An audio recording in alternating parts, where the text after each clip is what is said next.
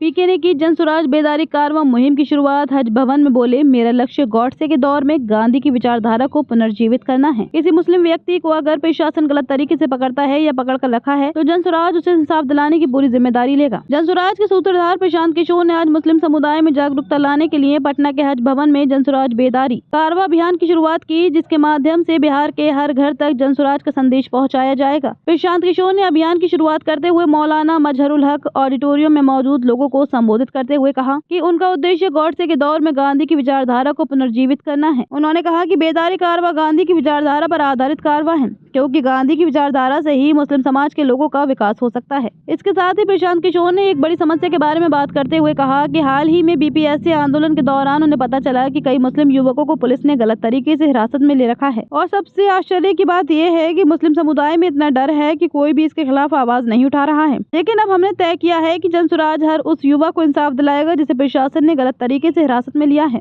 बहुत बड़ी है, लेकिन अभी 15 दिन से जब हम बीपीएससी अभ्यर्थियों के आंदोलन में जुड़े तो मैंने देखा कि उसमें मुस्लिम छात्र नहीं, 4 लाख बीपीएससी अभ्यर्थियों ने परीक्षा दिया है। तो जनसंख्या के हिसाब से 80,000 लोग बीपीएससी के मुस्लिम समाज से होने चाहिए।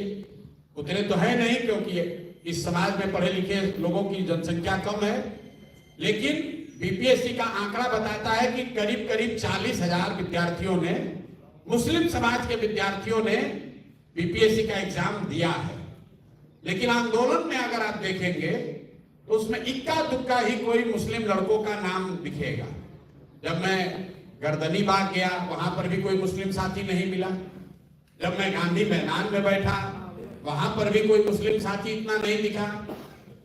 तो जब ये बेदारी कारवां के हमारे साथी, हम लोग कुछ 2-4 दिन पहले बैठे थे, तो मैंने ये सवाल उठाया कि भाई सारे समाज के बच्चे आ रहे हैं, मुस्लिम समाज के बच्चे क्यों नहीं आ रहे? अन्याय तो उनके साथ भी हुआ है। तो उसी चर्चा में जो नई बात सीखने को, जानने को मिली कि सर अन्याय तो मुस्लिम समाज के साथ भी हुआ है, लेकिन मुसलमानों में इतना डर है कि जो अभ्यर्थी है वो समझता है कि मैं जाऊंगा आंदोलन में तो कोई पकड़ा जाए या ना पकड़ा जाए, हमको पकड़ के अंदर कर दिया जाए।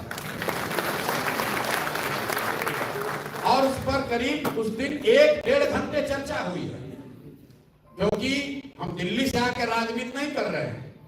2-2.5 साल से गांव गांव गए हैं, लोगों ने अपनी हर तरह की समस्याओं के बारे में बताया है, समूह में बताया है, मिलकर अकेले में बताया है, जलसों में बताया है, तकरीरों में बताया है। लेकिन मुझे 2-2.5 साल में किसी मुसलमान ने यह नहीं कहा कि हमारे बच्चे को किसी ने गलत पकड़कर जेल में डाल दिया है, आप हमारी मदद कीजिए। तो ये मेरे लिए आश्चर्य की बात है।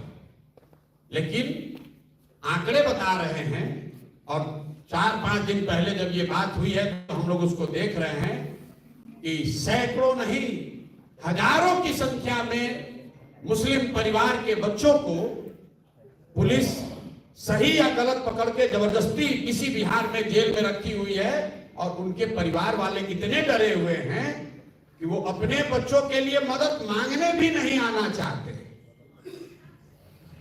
ये मेरे लिए आंख खोलने वाली बात है।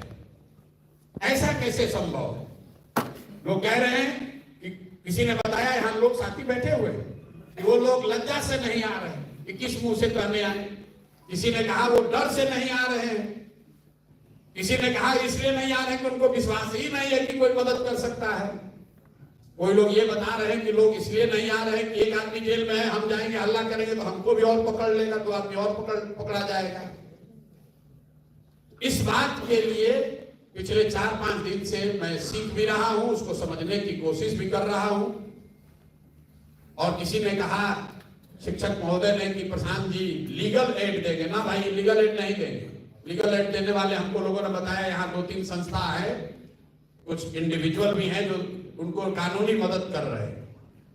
हमने ये तय किया है कि अगर कोई मुस्लिम बच्चा, अगर कोई मुस्लिम परिवार का लड़का गलत तरीके से प्रशासन ने, व्यवस्था ने, पुलिस ने उसको पकड़ लिया है और हमारे साथ की जो कमेटी हम लोग एक बना रहे हैं वो इस बात की ताकीद कर दे कि उसके साथ गलत हुआ है, या कोर्ट से उसको बेल मिल गया है, बेलर नहीं होने की वजह से वो बाहर नहीं आ पा रहा है, वो आदमी उस केस को आप हमारे पास लाइए, उसको इंसाफ दिलाने की पूरी जिम्मेवारी हम से आती है।